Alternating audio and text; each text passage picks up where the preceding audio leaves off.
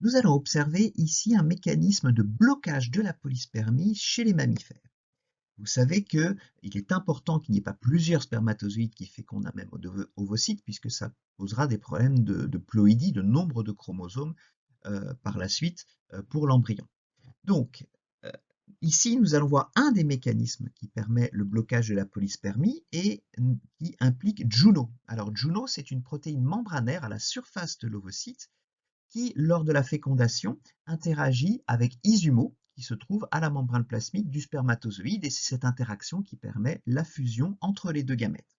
Ici, nous observons par immunofluorescence un ovocyte bloqué en métaphase 2, et on observe Juno en vert, en fluorescence vert, ici on le voit très bien, à la surface de l'ovocyte.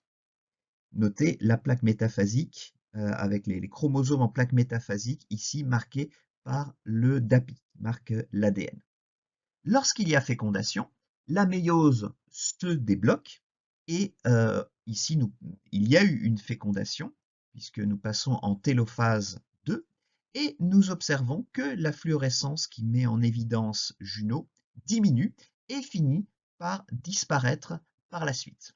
Et donc, lorsqu'il y a fécondation, la présence de Juno à la surface, à la membrane plasmique de l'ovocyte, qui est si importante pour la fécondation, diminue, et donc ça correspond bien à un blocage de la polyspermie, puisque si Juno n'est pas là, eh bien Izumo ne peut pas interagir avec lui, donc de nouveaux spermatozoïdes ne pourront pas féconder l'ovocyte.